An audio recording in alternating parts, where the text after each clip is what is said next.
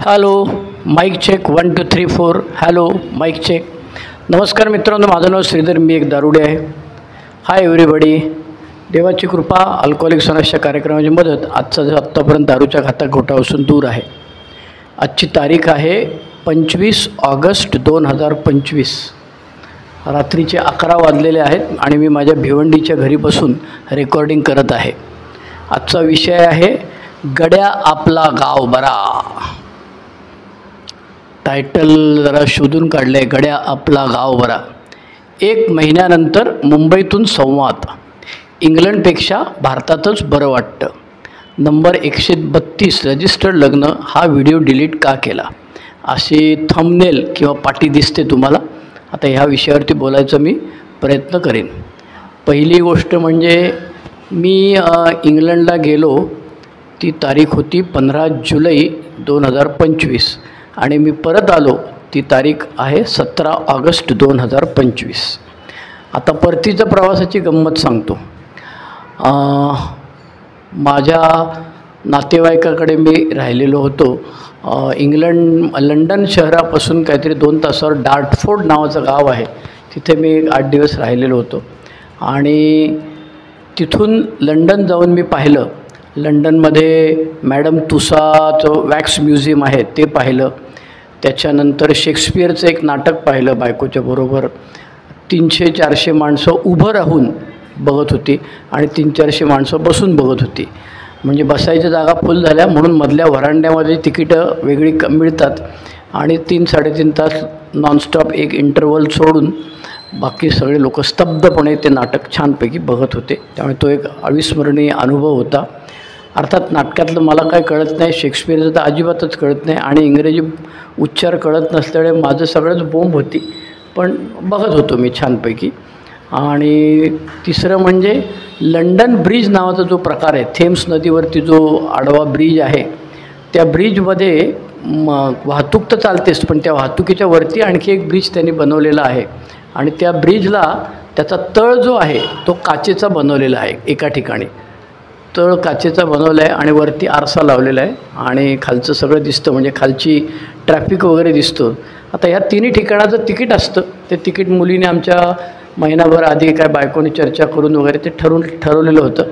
मी काय त्यात फार इंटरेस्ट घेतला नाही.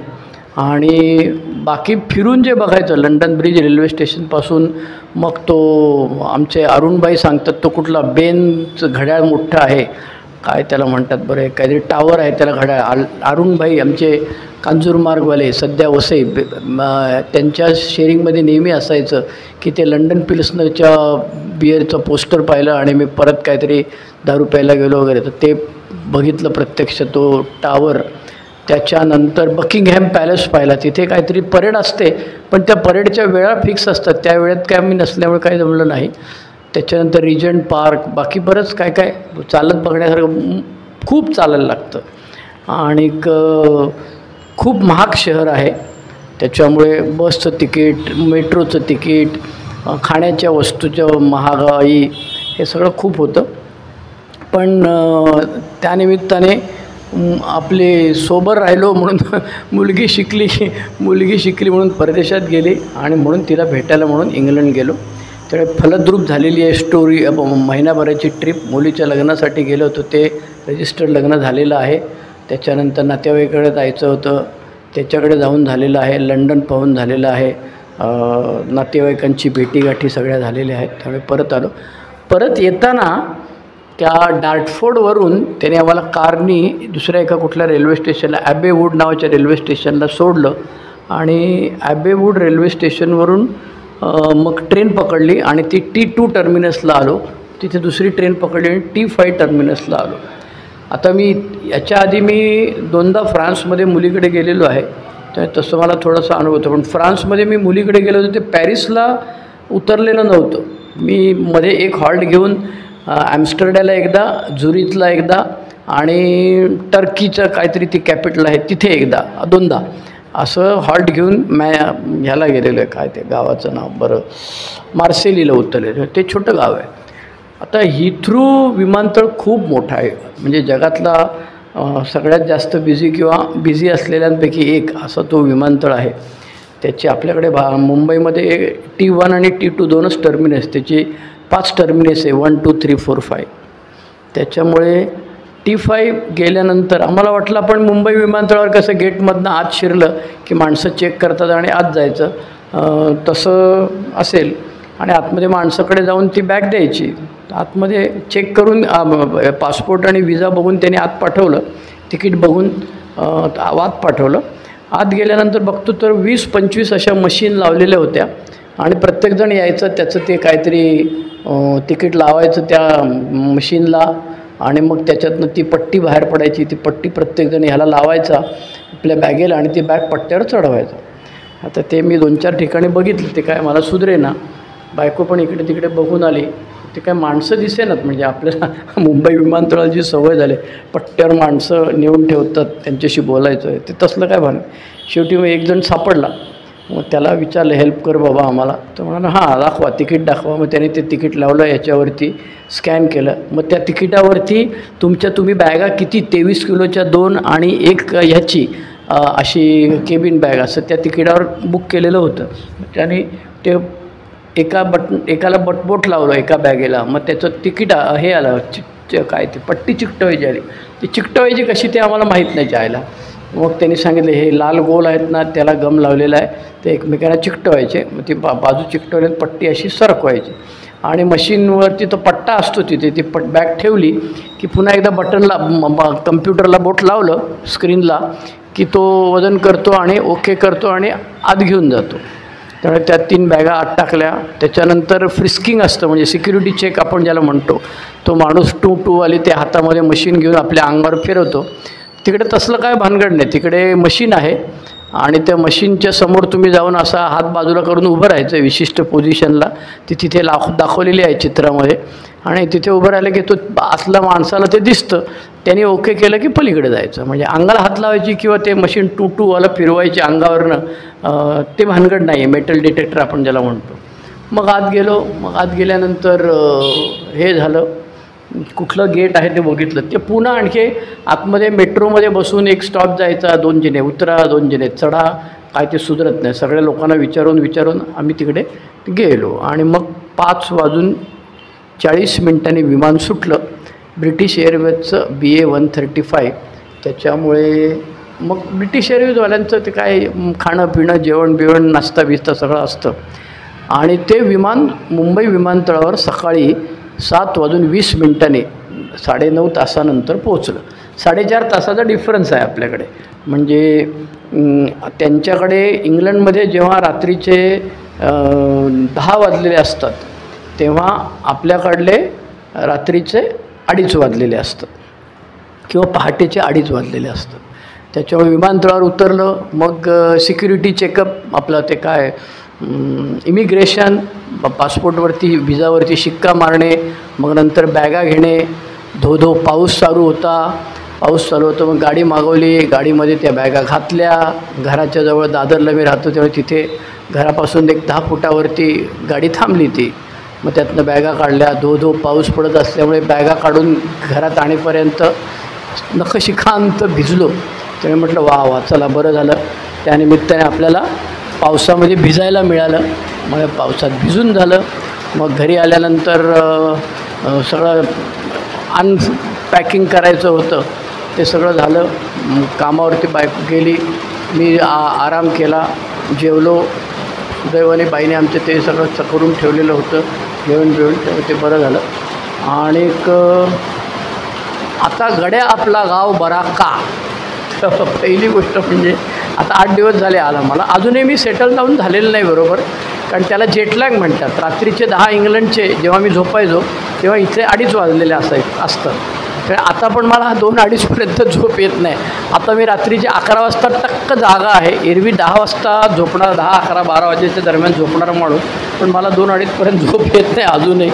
बायको सेटल झालेली आहे व्यवस्थित, त्याच्यामुळे मुलीशी गप्पा मारून झालं, तिकडच्या लोकांची गप्पा मारून झालं, मग इकडल्या नातेवाईकांना फोन बिन करून सांगून झालं. आता महत्त्वाची गोष्ट म्हणजे गड्या आपला गाव बरा, भारत बरा बाबा. का रे? पहिलं कारण असं आहे की मला ह्या हवामानाची सवय झालेली. भले इथे कडक ऊन असो, मुंबईत किंवा भिवंडीमध्ये मी राहतो, 35 डिग्री असू दे किंवा पाऊस, आता बाहेर पाऊस पडतो, पावसाचा आवाज येतो आहे तडतड तडतड पत्र्यावरती, मी भिवंडीत असलो तरी. काय पाऊस किती पडणार, धो पडणार, अमुक पडणार. मराठवाड्यामध्ये कमी पडतो. मी औरंगाबादला नोकरीला होतो, तर पाऊस पडायला लागला की जरा बाजूला वळचणीला उभं राहायचं कुठल्या तरी पत्र्याच्या खाली, 5-10 मिनटात पाऊस जातो. आता इंग्लंडमधलं हवामान म्हणजे लहरी हवामान असं आपण ऐकलेलं होतं, ढगाळ हवामान.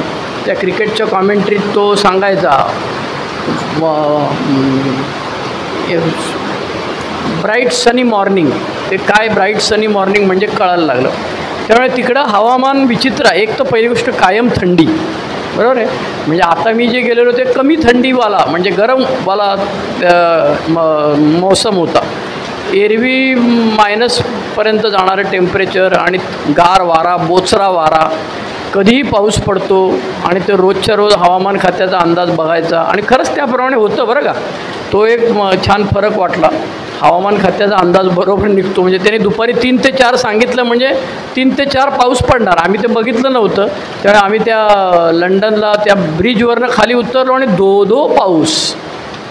तो भले अर्धा तासात पडला. त्यांनी हवामान खात्याचा अंदाज होता 3 ते 4मध्ये का 4 ते 5मध्ये पडेल, त्याप्रमाणे तो धो पाऊस पडला आणि जरा थोडं थांबायला लागलं. नंतर मग पुन्हा कडक ऊन पडलं वगैरे. तर तिकडचं हवामान जे आहे ते सूर्यप्रकाश नसल्यामुळे ते जेव्हा सूर्यप्रकाश मिळतात तेव्हा उन्हात फिरतात. आपल्याला असं उन्हात फिरलं तरी पण त्रास होतो जास्त. त्यामुळे हवा काय तिकडली आपल्याला भावलेली नाही आहे. म्हणजे पोरगी म्हणते माझी, 6 महिने तुमचा विजा इथे येऊन राहा ना, 6 महिने मला मदत करा. तर तिला मदत करायची म्हणजे ते त्यांच्या सगळ्यांच्या घरामध्ये काचेची भांडी. आईला माझा काचेच्या भांड्याशी माझा 36चा आकडा आहे. माझी आई पण म्हणते, बायको पण म्हणते, एक तरी भांडं ह्याने फोडलंच पाहिजे. पोरगी म्हणाली, अरे इकडली भांडी महाग आहेत, इकडली भांडी माझी मी सिलेक्ट केलेली आहेत, त्याचा रंग सिलेक्ट केले, तेव्हा तुम्ही फोडलं तर याद राखा. ते वांदे. बरं, कपडे वाळत घालायचे मला प्रचंड कंटाळा. मग घरीसुद्धा मी कपडे वाळत घालतो म्हणजे असा मशीनमधनं उचलतो आणि दोरीवरती टाकतो, झटकत बिटकत काय नाही आणि व्यवस्थित करत नाही. त्याच्यामुळे एकदाच मी कपडे वाळत घातले, पण सगळेजण वैतागले माझ्यावरती. अरे असे कपडे वाळत घालतात का आईला, काय ते त्याच्या सुरकुत्या पण गेल्या नाहीत, तू तसे मशीनमध्ये टाकले, ते बाद झालं. झाडू मारावा तर तो व्हॅक्यूम क्लिनर घ्यायला लागतो, त्यामुळे तो कसा वापरायचा ते शिकून घ्या, त्या ते भानगड आहे. तर घरात बसून करणार काय माणूस, मदत करणार म्हणजे काय मदत करणार. त्या ह्याच्यात जाऊन घेऊन या, आल्डीमधनं किंवा लिडलमध्ये मॉलमध्ये जाऊन सामान घेऊन या, तेवढं करता येतं. फक्त कार्ड घेऊन जायचं, ते कार्ड लावायचं, अमुक ते सगळं शिकलो होतो. पण नाही बुवा, म्हणजे लोक सांगतात, म्हणजे आता काय बऱ्याच लोकांची पोरं अमेरिकेमध्ये, परदेशामध्ये, युरोपमध्ये वगैरे अनेक ठिकाणी आहेत आणि ते खुश आहेत. म्हणजे पण अर्थात मला अपवाद आहे. आमचे सोलापूरचे श्रीकांत दादा आहेत, ते मी विचारतात, अहो कंटाळा आला हो, काय करू. म्हटलं 11वी पायरी करा. नाही त्याला ध्यान मन लागत नाही ते करायला. म्हटलं मग पळून या. काहीतरी त्यांनी सागरा प्राण तळमळला टाकलं मला. म्हटलं मग सावरकरांनी जशी समुद्रात उडी मारली तशी उडी मारून पळून या. ते म्हणाले, अहो खाडीमध्ये किती किलोमीटर आहे माहिती आहे का, किती नॉटिकल माईल आहे, काय सांगताय तुम्ही. म्हटलं अहो सॉरी, मी गंमत करत होतो. पण गेलेली माणसं काही वैतागलेली असतात, काही ना लवकर. माझे दुसरे एक नातेवाईक गेले होते त्यांच्या मुलाकडे ॲम्स्टरडॅमला, ते पण कंटाळलेले होते. हे बघ ते बघ. त्यामुळे त्यांनी सांगितलं, हे बघ भारतामध्ये जे नाही तेच आम्हाला दाखव. इथे गाय बैल कसले आम्हाला दाखवत बसू नको. ते गाय बैलीचं काय आम्हाला अप्रूप नाही. आमचं आयुष्य गेलं गावी बैलांबरोबर. त्या गाई बैल घोडे खेचरं त्यांचं काय आम्हाला ते रस्त्यात धावतात, आपल्या त्या माळ रानावर धावतात बितात, ते काय दाखवू नको आम्हाला. असे ते वैतागलेले होते. त्याच्यामुळे आणि दुसरी महत्त्वाची गोष्ट म्हणजे माझा अख्खा भारत फिरून झालेला आहे. सोबरायटीच्या 35 वर्षापैकी 30 वर्ष जवळजवळ मी बायको आणि मुलीबरोबर दरवर्षी एक राज्य सिलेक्ट करतो. म्हणजे माझी सिस्टीम अशी असायची की मी मुंबईत कामाला असल्यामुळे आणि आधी पण मी मुंबईत जाऊन त्या ITDCच्या ऑफिस, चर्चगेट स्टेशनच्या समोर ITDCचं ऑफिस होतं पूर्वी.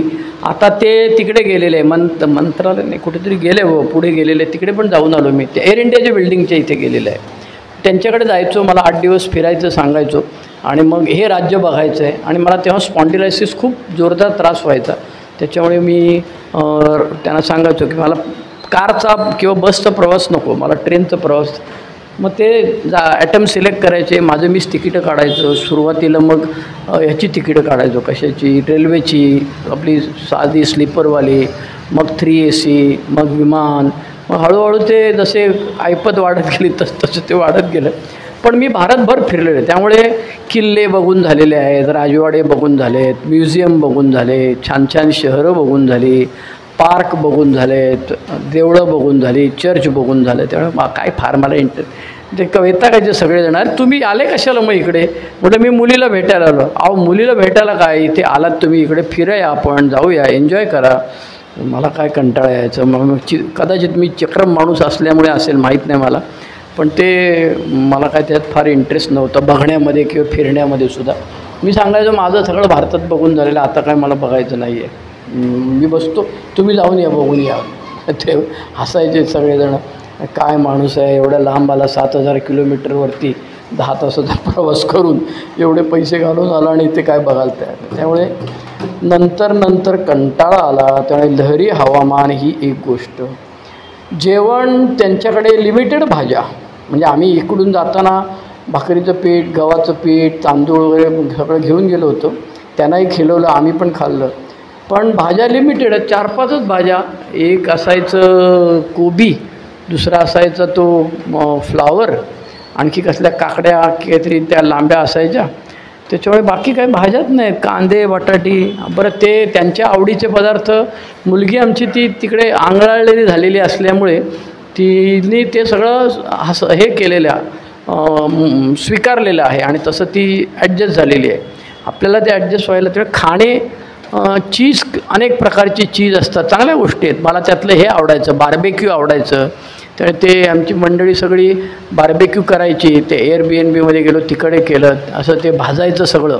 आपली पोपटी करतात, गावाकडे पोपटी असते, मडक्यामध्ये सगळ्या भाज्या टाकायच्या आणि ते शेकोटी पेटवतात तशी, होळी पेटवतात तशी पेटवायची आणि त्याच्यात ते ठेवायचं आणि नंतर काढायचं आणि ते उपसायचं सगळं ताटामध्ये आणि मग खायचं. तसे ते बार्बेक्यू असतं.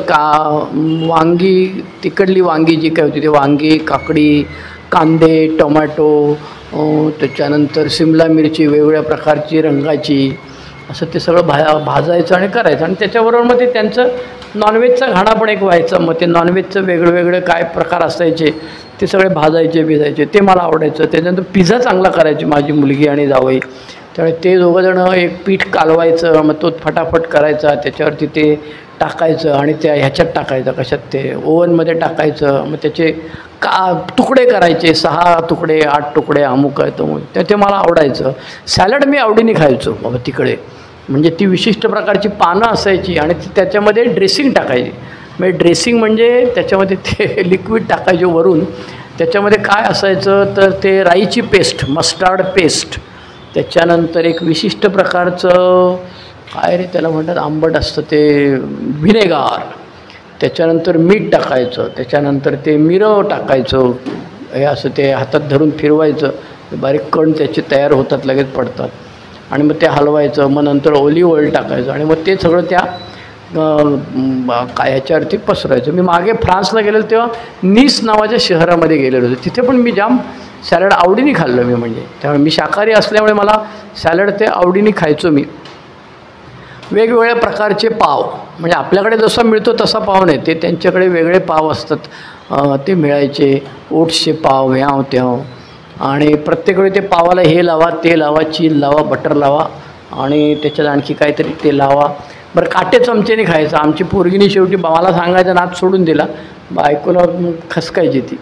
त्याच्यामुळे काटे चमचेने खाणं एक अवघड होतं. बरं आणखी एटिकेट्स, आंगलाळलेले असल्यामुळे जोरात ढेकर नाही द्यायची, जोरात पादायचं नाही. मी पादरे आहे, मी ढोकरा देतो, सासऱ्याच्या मंडळींच्या समोर तुम्ही हे करू नका, असं वागू नका. त्याच्यामुळे ते टेन्शन असायचं. बाजूला जाऊन पादा म्हणायची ती. म्हणजे आता काय ते सांगून येतं काय ढेकर आणि हे, नाही असं नाही करायचं. त्यामुळे ते घाबरून असायचं पोरीला आम्हाला. त्यामुळे तिकडल्यापेक्षा इकडे बरं, आपला गाव बरा. याचं कारण हवा वेगळी, खाण्यापिण्याची पद्धत वेगळी. त्याच्याने कागदाने पुसायचं शेवटी सकाळी उठल्यानंतर, ते आणखी एक मोठं गणित होतं. घरी आल्यानंतर जेव्हा पाणी लावलं पार्श्वभागाला तेव्हा जरा खूप बरं वाटलं. त्याच्यामुळे 35 दिवसानंतर जेव्हा पाणी लागलं तेव्हा हेच खरं सुख आहे म्हटलं चहायला. ते सुख तिकडं नाही. आणि आपल्याकडे मोलकरी नसते ना. काम मला हाताला मदतीला माणसं असतात. पैसे दिले की माणसं येतात, गरजू पण असतात आणि त्या दोघांचंही काम होतं. तिकडे माणसं नावाचा प्रकारच नाही, हेल्पिंग हँड नाहीत. माझ्या मुलीला 5,000 रुपयाचं काहीतरी घड्याळ ॲमेझॉनवरनं मागवलं तिच्या आवडीचं आणि घेऊन गेलो. आणि त्या घड्याळाचा त्या काहीतरी तो जो पट्टा होता तो अर्थातच सैल होता, तर तो तिला घट्ट करायचा होता. त्याचे तिने 2,000 रुपये दिले. 15 पाऊंड गुणिले 120 रुपये. मी नंतर ते पाठवले. 6,000 रुपये गेले. 5,000 रुपयाच्या ह्याला आपला 15 गुणिले 120 म्हणजे किती झाले? 15 80 1800 रुपये 5,000च्या घड्याळाचा पट्टा बारीक करायला आपल्याकडे फुकटमध्ये करून देतात रावच्या आयला. तिथे काय ते त्याच्याकडे प्रेस करतो तो त्या बाहेर येतं आणि ते लावतं. ते 1800 रुपये त्याला पट्ट्याला बारीक करायला गेले. त्यामुळे सगळ्या गोष्टी महाग आहेत. जेवण खाण राहणीमान. बरं कपडे किती मी 7-8 पॅन्ट आणि 10-15 शर्ट नेलेले. ते घालणार का? तिथे मरणाची थंडी लागते ज्या आयला. त्याच्यावरती ते हे घातलेलं काय त्याला म्हणतात ते थर्मल घातलेलं आणि त्याच्यावरती आणखी कोट घातलेला, कानटोपी, कानपट्टी, हात मोजे, पाय मोजे. मग तर ते दाखवणार कधी शर्ट? मग शेवटी मी सांगायचो सकाळी बाहेर पडायच्या आधी पहिले छान छान कपडे घालायचो आणि उन्हात उभा राहायचो. म्हटलं माझा फोटो काढून घे. आता काय याला थांबा जरा नंतर काढते, कुठेतरी गेल्यावर काढू ना. नाही गेल्यावर नको. तोपर्यंत मी म्हटलं ते माझं थर्मल बिरमल घातलेलं असेल मग ते आतलं दिसत नाही. त्याच्यामुळे थंडी हा एक मोठा प्रकार होता. माणसं पण एक होतं, रस्ते स्वच्छ, गाड्या व्यवस्थित. म्हणजे एखादी गाडी काळा धूर ओकत जाते आजूबाजूला असलं काय भानगड नाही. त्याच्यानंतर शिस्तीची माणसं सगळी. वाहतुकीचे नियम म्हणजे रस्ता क्रॉस करायचा असेल तर तिथे ते बटन लावलेलं असतं. मग त्या बटनाने आपोआपच ती वाहतूक थांबते. मग आपण रस्ता क्रॉस करायचा. किंवा रस्ता क्रॉस करताना ते थांबायचे, हात दाखवले की गाडी थांबवायची, माणूस बघितलं की गाडी थांबवायची. ते आपल्याकडल्यापेक्षा तसं वेगळं आहे सगळं सिस्टीम त्यांची. त्यामुळे त्यांच्या सिस्टीममध्ये आपल्याला काय जगायला अवघड आहे बाबा. त्याच्यामुळे महिनाभर राहिलो, बाद झालं. पोरीला सांगितलं म्हणा आता परत पुढच्या वर्षी येणार नाही, त्याच्या पुढच्या वर्षी बघू, जमलं ते येईन नाही तर नाही म्हणा. बायको येईल म्हटलं. आता बायको रिटायर झाल्यानंतर येईल तुझ्याकडे. मी काय तू वर्षातनं 2 वर्षातनं कधीतरी येशील भारतात तेव्हा मी भेटेन तुला म्हटलं. तर मला कंटाळा आला. त्याच्यामुळे इंग्लंडमधून महिनाभर राहून मुलीकडे राहून आलो. आणि चल रे भोपळ्या टुणूक टुणूक लेकीकडे जाईन, तूप रोटी खाईन. कतलं काय तूप रोटी खाय. मला दाबून गोड खायची सवय आहे. मला डायबिटीस नाही आहे सुदैवाने. त्यामुळे मी रव्याचे लाडू आवडीने खातो. सगळेच लाडू खातो पण रव्याचे लाडू फारच आवडीने खातो. श्रीखंड, आम्रखंड, दुग्धजन्य पदार्थ जेवढे आहेत, मलाई, रबडी, ह्या आवडीने खातो आणि रोज खातो. तिथे सगळंच बंद न राव. गोड काय त्याच्यामुळे ते काहीच नाही.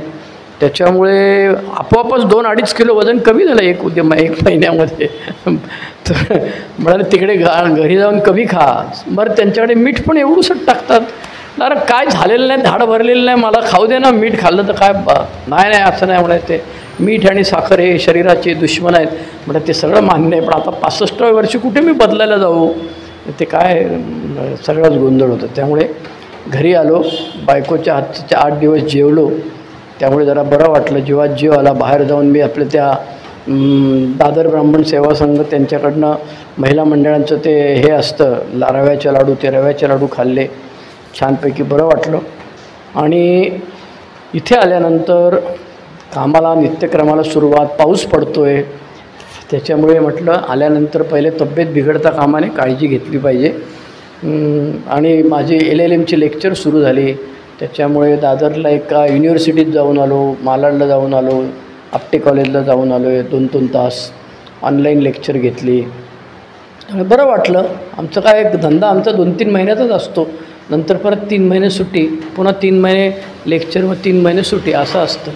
त्याच्यामुळे जास्त टेन्शन नाही. पण डोकं चालू राहावं, मेंदू चालू राहावा म्हणून आपलं बिझी. परत पैसे मिळतातच अर्थातच आणि शरीर मन सगळं बिझी राहतं. त्याच्यामुळे त्याच्याकरता मी हे सगळं अजूनही आवडीने करतो. म्हणजे मला शिकवायला आवडतं त्यामुळे मी अजूनही आवडीने शिकवतो.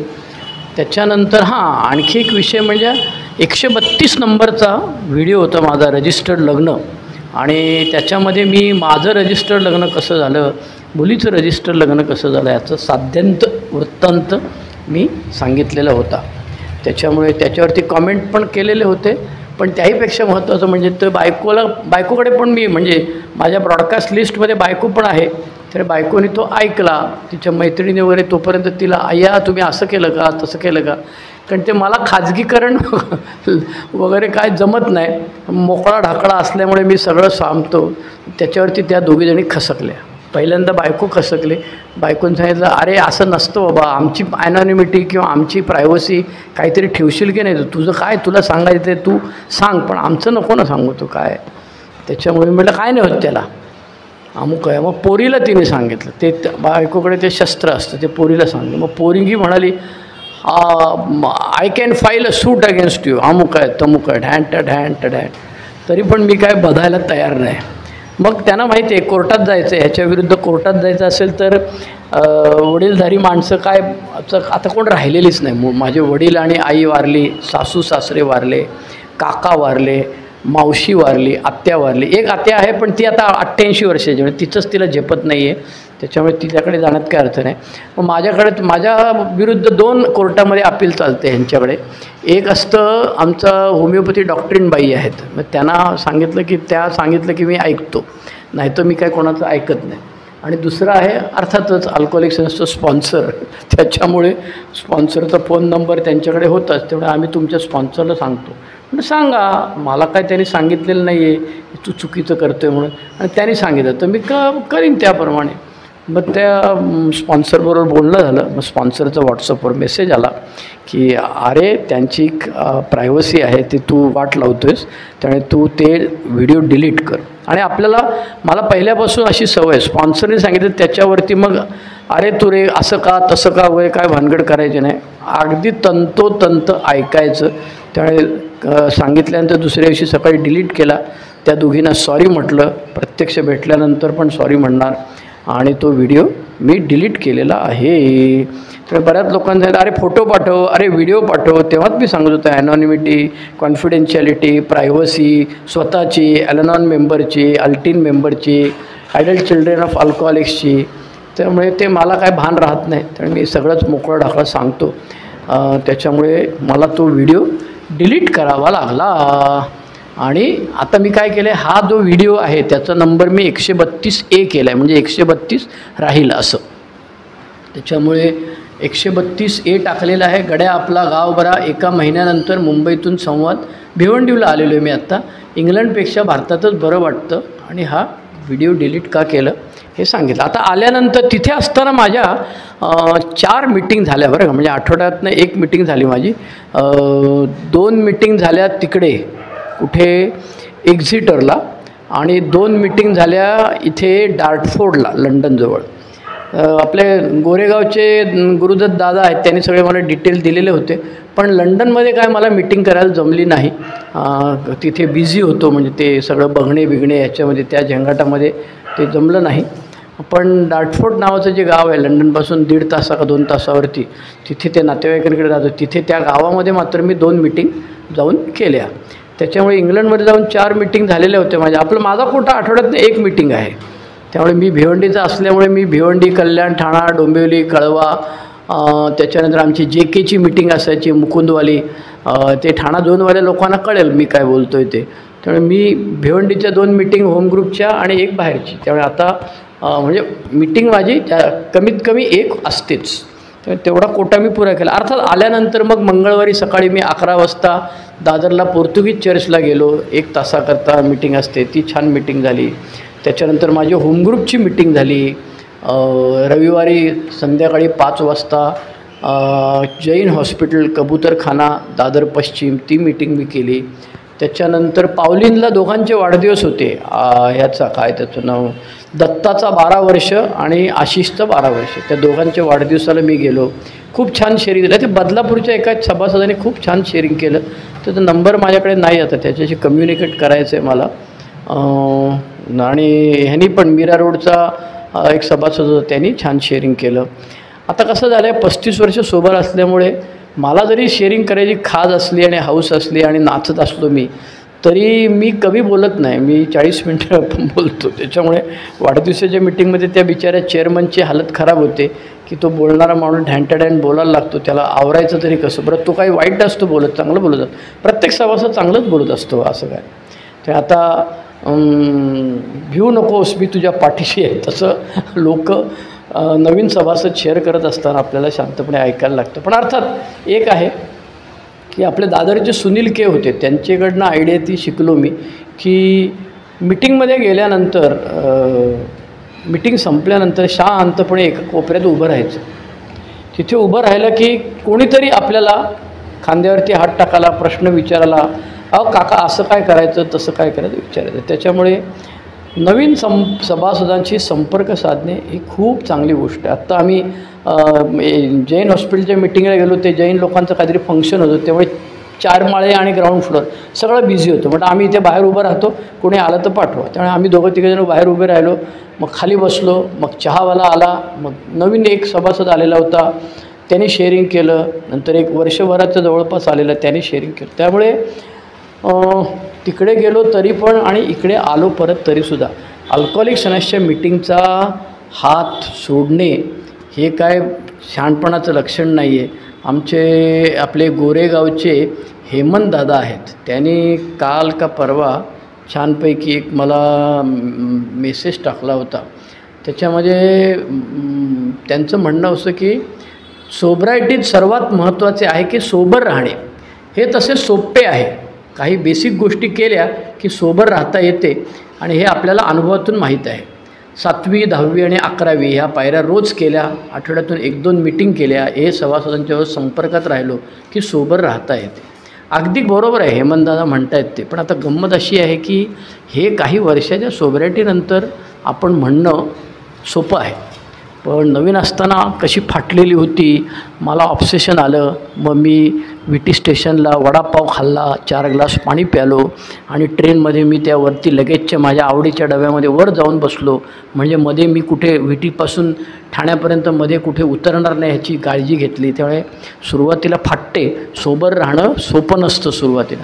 आणि स्लिप झालेली माणसं किंवा वारंवार स्लिप झालेलं सभासद आहे, त्यांच्या दृष्टीने पण हे कठीण आहे. पण एकदा का ते गाडी, म्हणजे ते आमच्या लहानपणी आम्ही सर्कस बघायला जायचो, त्याच्यामध्ये ते अस्वल सायकल चालवायचं का मोटरसायकल चालवायचं काहीतरी. मग त्या अस्वलाला असं ते अँगल लावून दिलेलं असतं मोटर फटफटीचा, ते गोलामध्ये ते अस्वल फिरवायचं. तसं मग एमध्ये आल्यानंतर हे आमचे हेमंतदादा म्हणतात तसं बरोबर आहे की ह्या 3-4 पायऱ्या ज्या आहेत त्या महत्त्वाच्या रोज केल्या पाहिजेत. आठवड्यातनं 1-2 मिटिंग केल्या पाहिजेत. हे सभासदांच्या संपर्कात राहिलं पाहिजे. आता आणखी मी ॲड करू शकेन ती म्हणजे 2 गोष्टी. एक म्हणजे स्पॉन्सरच्या संपर्कात राहून स्पॉन्सरचं ऐकलं पाहिजे. आपलं काय चाललं आहे ते स्पॉन्सरला माहीत असायला पाहिजे. आणि अल्कोहोलिक सनसचं वाङ्मय वाचलं पाहिजे. आत्ता मला कोणीतरी ते हे पाठवलं होतं, कोणी आपलं जे 7वं प्रकरण आहे त्याच्यामध्ये ज्या सूचना दिलेल्या आहेत इतरांबरोबरचे कार्य करताना, तर आमचे दत्तादादा आहेत पावलींचे, त्यांच्याकडे ती लिस्ट त्यांनी बनवलेली आहे आणि ते 12व्या पायरीचे वर्कशॉप सुरुवातीला घ्यायचे. तर ते सगळे यादी केलेली आहे. ती कोणीतरी मला ओरिजिनल इंग्रजी बिग बुकमधनं तसंच्या तसं वाक्य आणि त्याच्या पुढे कंसामध्ये पान नंबर असं दिलेलं होतं. मी आमच्या मग कल्पेश दादांना पाठवलं. म्हटलं अहो तुमच्या काय ते गुगलच्या भट्टीमध्ये टाका आणि भाषांतर करून द्या.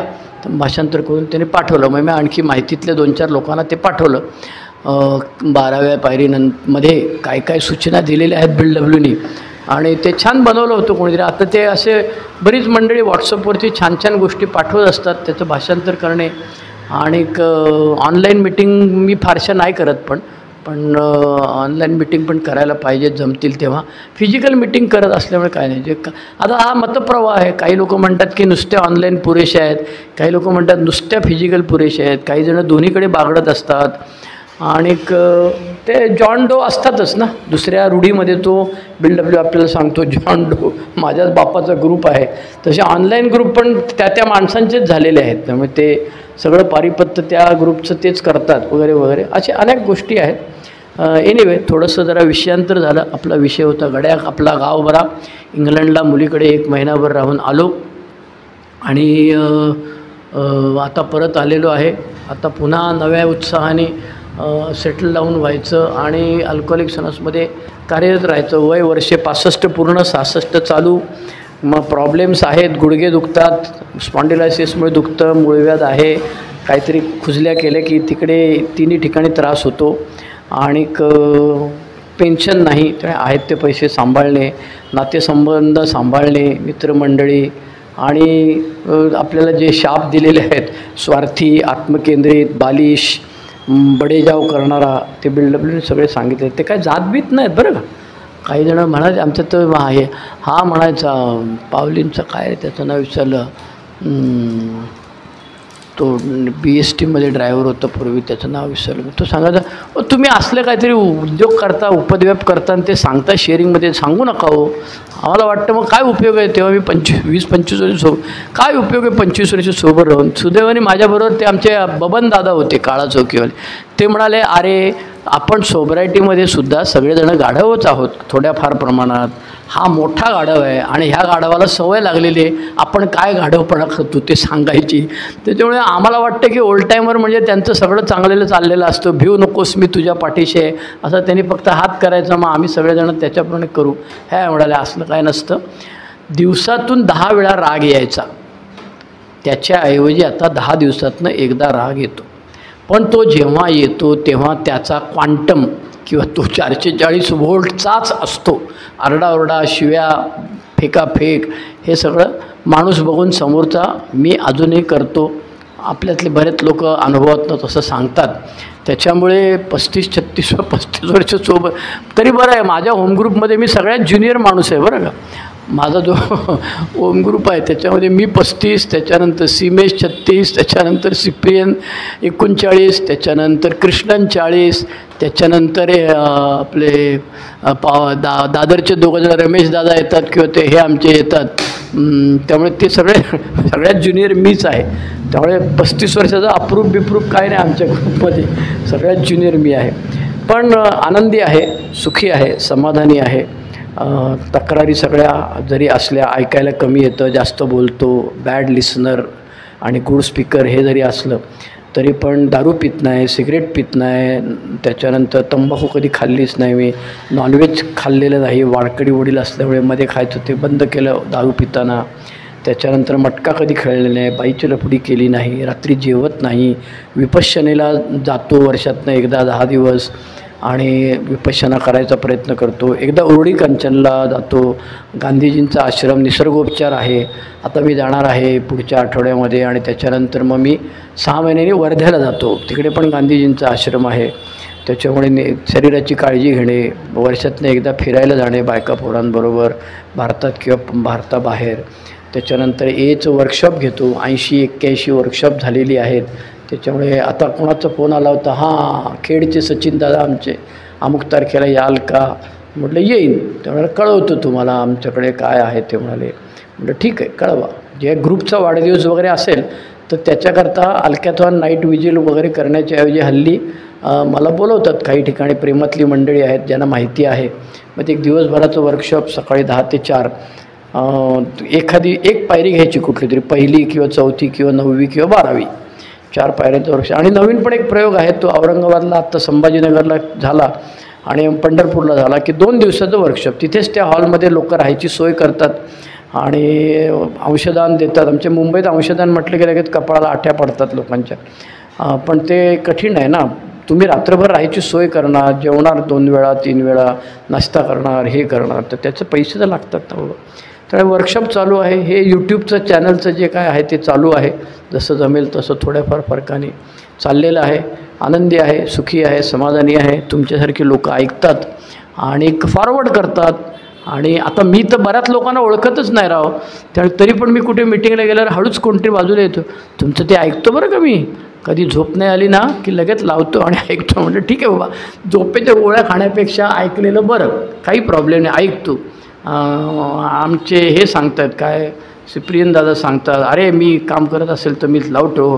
काही गाडी चालवणारे मंडळी आहेत, आमचे नागपूरचे प्रफुल्ल दादा आहेत, ते सांगत असतात. लोणावळ्याचे आमचे हेमंत दादा आहेत, ते सांगत असतात की आम्ही ऐकतो, अमुक आहेत, म्हणजे लोकांना पाठवतो. काय फॉरवर्ड करा, सबस्क्राईब करायला सांगायचं त्यांना.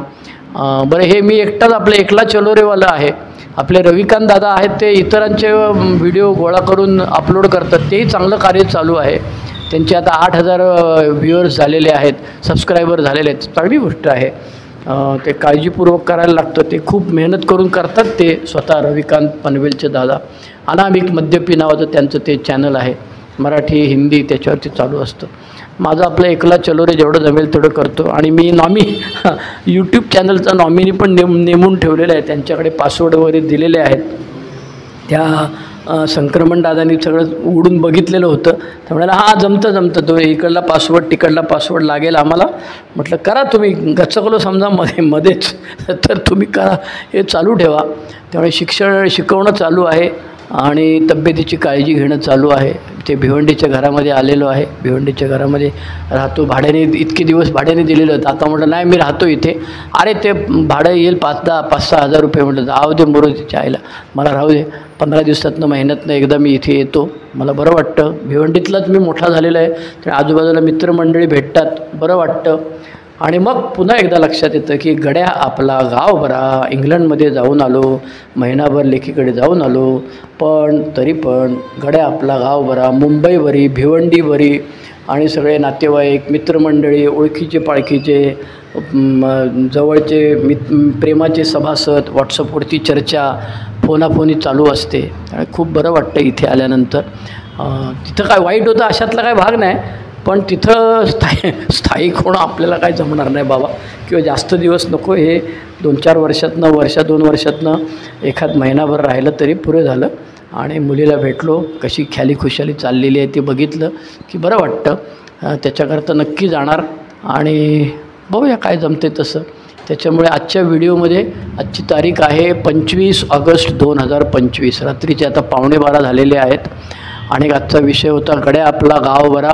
इंग्लंडला 1 महिना काढून मी इथे परत आलेलो आहे आणि इथे परत माझं कसं चाललेलं आहे ते सांगायचा मी प्रयत्न केलेला आहे. जरूर कॉमेंट्स करा त्याच्यावरती, म्हणजे मला कळेल काय बदल करायला पाहिजे, सुधारणा करायला पाहिजे. प्रायव्हसी, कॉन्फिडेन्शियलिटी आणि ॲनॉनिमिटी ह्याच्यातला फरक सांगायचा प्रयत्न केला मी थोडाफार, आणि म्हणून तो व्हिडिओ डिलीट केलेला आहे. आणि तिकडे कसं असतं इकडे कसं आहे त्याच्यामधला फरक काय आहे, आपल्याला काय आवडतं, हे सगळं माझ्या अनुभवातून सांगायचा प्रयत्न केला. धन्यवाद. ओव्हर. देवा, जी परिस्थिती आम्ही बदलू शकत नाही ती स्वीकारण्यास मनाची प्रसन्नता आम्हाला दे. जी परिस्थिती आम्ही बदलू शकतो ती बदलण्याचे धैर्य आम्हाला लाभू दे, आणि अशा परिस्थितीतला भेद जाणण्याचे ज्ञान आम्हाला दे. Keep coming back. येत राहा, ऐकत राहा, फॉरवर्ड करत राहा, सबस्क्राईब करत राहा. धन्यवाद.